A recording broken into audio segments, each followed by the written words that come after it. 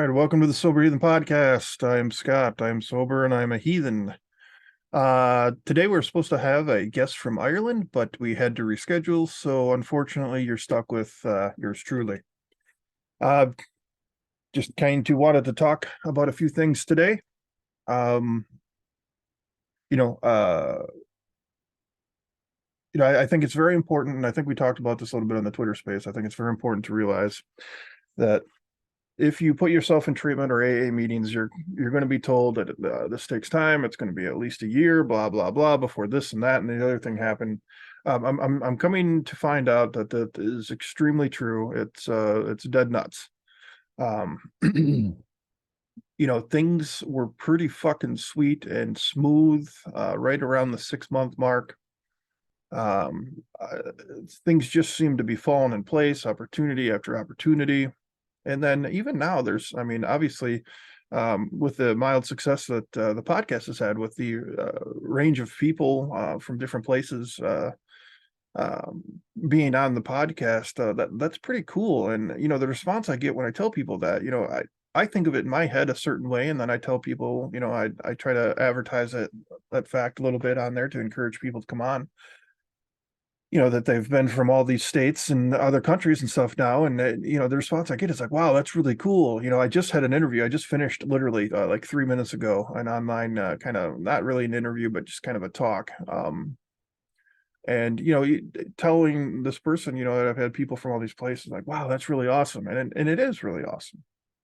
But to get back to my point, like I've said many times, around the 6 month mark, it was really good. And then like the day after my 6 month um anniversary, some people call it an anniversary, but my sobriety date, that was a rough day. And then these last 2 months, coming up on 8 months here in 8 days, actually. um it's been extremely up and down, very difficult to maintain any kind of consistent positivity, consistent action. I'm finding it really hard to want to go anywhere and do anything.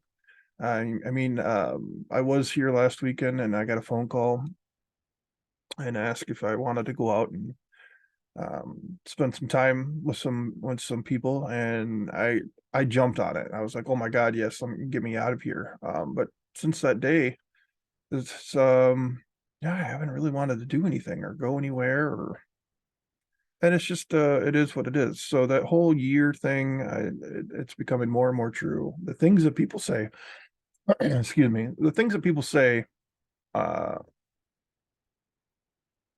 it's like these people know what the hell they're talking about.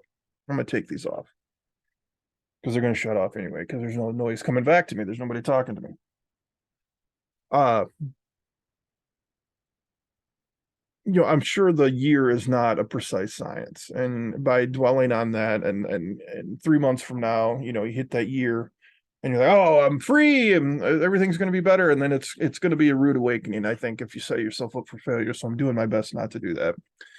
I'm again looking back through my notes from in jail, and I think I've showed it before for those of you that watch on YouTube. Um, that's a stack of notes that I put together in just under 2 months of jail. I think it was 45 days, a couple weeks shy of 2 months, and just writing and writing and writing in there, and coming up with ideas when I decided to, get back into my podcast that I had started right before I went in. And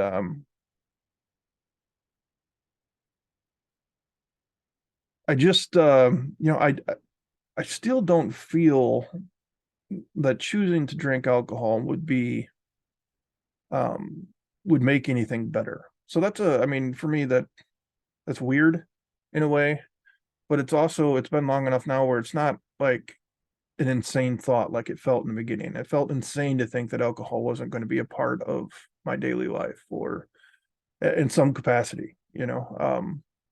It feels a lot better now, uh, and less draw, but it is kind of concerning, the lack of energy and the lack of want to do shit. I don't want to do this. I just got done talking with the lady for this job prospect, which just talked to somebody because I'm a felon, see if they want to proceed. And that didn't bother me. I mean, I've accepted that, and that's going to be something that is going to be commonplace. The system has set people up for failure.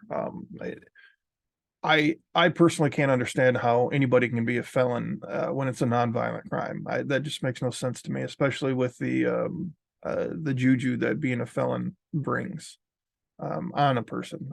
There are lists and lists of places that hire people with felonies. So, and those I believe those felonies can be of a variety of types.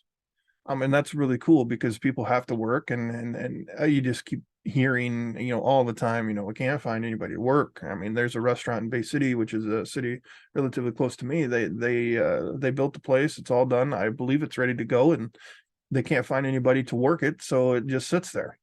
And it's a brand name. It's a Yaya's, and that's a brand name restaurant that can't find people to work. But I'm starting to believe, and I'm starting to realize that there are a lot of people that probably would work that can't work. I mean, I'm not going to name any names, but I have family members who have just been okay with this lifestyle. Well, I don't have a license.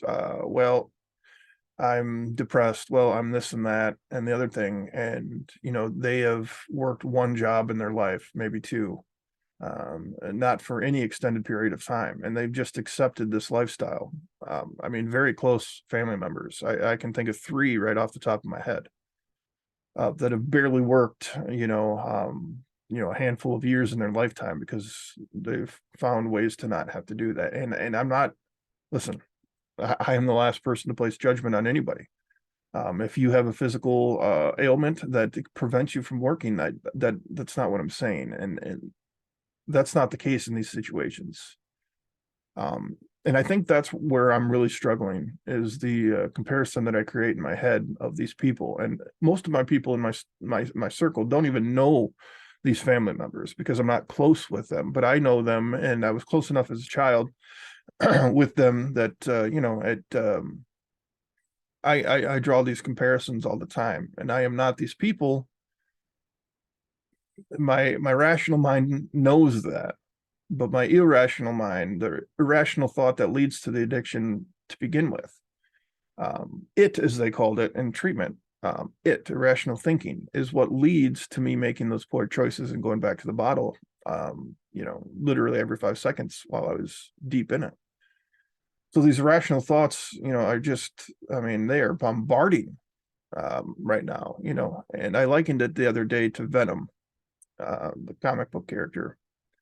And, it's an organism that gets inside this guy, and, they kind of fight for supremacy in a way, and then they learn how to work together. But, at any point, Venom could take over and be in control. And Venom is a little more, or a lot more chaotic than the person that he is infiltrated. I think that's a good analogy. I think right now my venom is it's under control, and that I'm not going to feed it. I'm not going to feed it the wobble pop. I like to use that reference when it comes to alcohol. I'm not going to give Venom wobble pop, but Venom really wants it, and he wants to continue to push those irrational thoughts in my head to keep pushing me down farther and farther in hopes that given the opportunity, I'll break and I'll consume that poison again. And I'm still very confident that is not something that's going to happen. So there is confidence inside this shell right now, inside this head, this noodle, this noggin, whatever. As far as that goes, my confidence has taken an extreme hit over the past few weeks, and almost every area of my life, certain relationships, job search, as a father, provider, a parent, who is supposed to provide for his children. The podcasts, I'll have a podcast, and then I'll get a handful of people say, "Oh, that was a really good one." And I'm like, man, I thought that sucked. I didn't think that I asked very good questions. I didn't think that, you know, I gave it my all, but luckily when I don't do it solo, I have guests that can really carry the load for me. So luckily I've been very fortunate in having some superb guests on the podcast, which has really helped me during these times of doubt and irrational thinking. I had a whole podcast set up, and I won't go into it now. This isn't going to be a 45-minute podcast, but I was just looking at these notes, and maybe I'll dive into this a little bit more. But it was the title of it was "Create or Complain," and I think that's really good.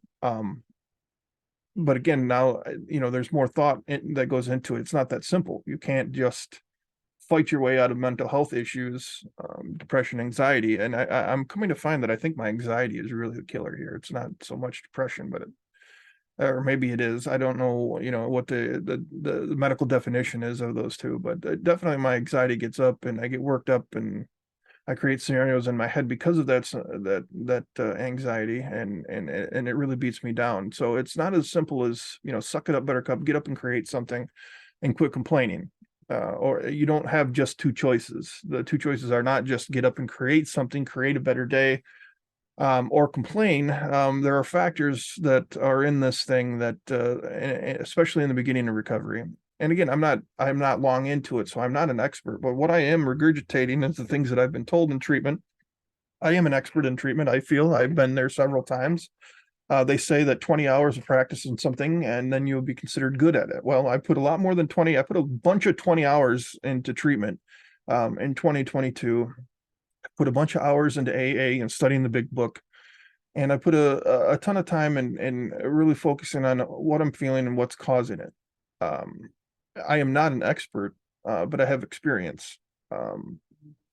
So I'm creating this podcast. I'm trying to create an opportunity by waking up a half an hour before this 2:00 meeting and putting a collared shirt on. I didn't wear my hat for the interview, and I put on a happy face and made jokes, and I think it went fairly well. Now, this is going to be a commission thing. Okay, so you're basically a salesman, man, and I'm not good at pushing people. I took a job one time selling smoke detectors, and I made a few sales or whatever, but those were all like friends. I don't know if I sold it to anybody that I didn't know or somebody I knew them.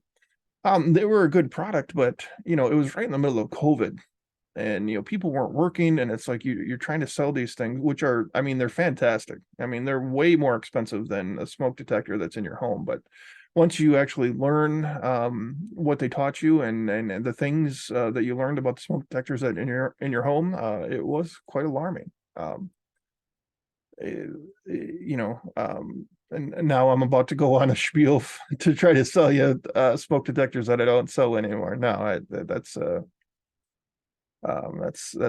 getting the train off the tracks a little bit. But yeah, so trying to create this a little bit. Something that was interesting, and if you listen to this and you've listened to this, I'll try to wrap it up here to keep this fresh in your mind. And I'd really like to get some feedback from people that do listen to this, whether it's in the comments at YouTube or you find me on Facebook or Twitter at the Sober Heathen. I wrote this down, and I don't know where I got it. It was probably listening to podcast in jail, but it says an animal won't drink unless it's thirsty. They don't understand that may not be available in the future. So this animals aren't going to go drink in excess. They're not going to drink in excess of water. You can put it there for them, but unless they're thirsty and comfortable enough to drink, obviously, if there's a fear factor there. But if you have comfortable animals that are pets, they're not going to go just drink a bunch of water just to drink it. Oh, I'm thirsty. I'm going to go to the spot where I know there's water. They will drink.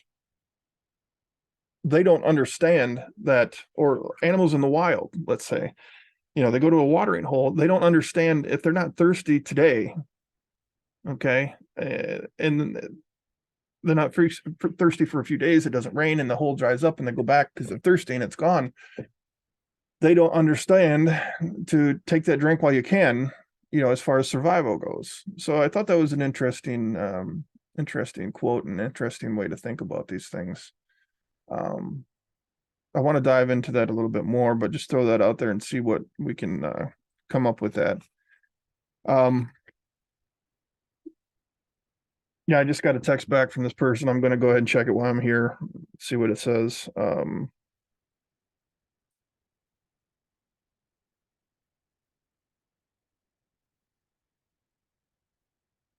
Okay, so talking about the felony, it says, so I just called the Department of Insurance. They said that they cannot say for sure right now if it would be denied for the license, but that is not something they typically deny licenses for.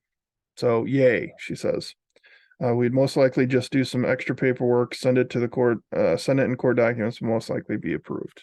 So um, sounds hopeful. So we will see. The only reservations that I have on this is my ability to push a sale. I'm aggressive when it comes to recovery. You know, the other day on the Twitter Spaces, Rich read an article about J Lo bringing alcohol into the house with Ben Affleck, who's struggling with addiction, and I think I called her an asshole and a dick. That I can do. I can speak loud and aggressively defending folks who are fighting for their freedom of this bullshit disease. And you know, I don't have a problem doing that, but you know, I wasn't that strong a salesman pushing smoke detectors. So we'll see um how this goes. I mean, the worst case scenario, you got to pay like $124 for $3,000 worth of certifications. So the worst case scenario, throw that money in there, get the certifications, add that to the resume, and give it a whirl, right? I mean, I got nothing else to do. I got to take chances, and you know, in these jobs, you got to remember that you're probably never going to see these people again. That's one thing that I really wasn't able to focus on. But I was also in the while I was trying to sell smoke detectors at one point. During that, I was found passed out in a school parking lot. So maybe it wasn't my best foot forward there. But anyway, I appreciate you listening. Please take a minute to find us on social media, give a like. And I say us because this is a team effort. The people that come on here deserve to be heard because they are being brave and they're putting the story out there, trying to help people that are struggling. And the struggle is terrible. And if you haven't gone through addiction, you know, maybe you've went through a relationship that you were completely in love and the other person wasn't, and you just wake up and you grab your phone every 5 seconds. Did they text me? Did they text me? Did they text me? No, they didn't text me. You wake up in the morning, oh my god, did I miss a message or a phone call from this person? I don't know if you've ever had that, or maybe there was a job that you really wanted, or you're trying to get into college and you really wanted to get that acceptance letter, and you run out to the mailbox every day and it doesn't come and it doesn't come and it doesn't come, that type of thing. That's the obsession every second, every minute of every day. When it comes to alcohol, where I was, I can speak on that for certain. It was wake up in the morning, check all the bottles. It was a giant fist pump if you found a full one. It was a groggy, feel like shit mess, to get in the truck and go and find a way to get some money to go and get more alcohol. The money was the easy part. I mean, my grandma would facilitate. She would eat a plate full of shit that I handed to her, all kinds of stupid made up excuses and lies. So that wasn't the hard part, but the hard part was trying to get dressed up and not look like a raging fucking alcoholic to walk in the store. Spoiler alert, I don't think I was fooling anybody, especially toward the end. So anyway, again, thank you for listening. This isn't a wah wah. This isn't a poor me. This is me speaking about how I'm feeling. I am very fortunate to be where I'm at right now. I am not in a cage because I have an addiction, so that is a plus. And that is a goal of this podcast, is to try to spread the word that a cage doesn't stop people who are in the middle of addiction. But that's for another day. This is just me talking about how I'm feeling right now, and hopefully somebody listens and can relate a little bit. And I don't have to drink today. I don't want to drink today. So if you're not there yet and all you're thinking about is using, grabbing that substance of choice and put it into your system to feel better, I can tell you, when they tell you that life is better without it, I promise you it is true. I promise you it is true.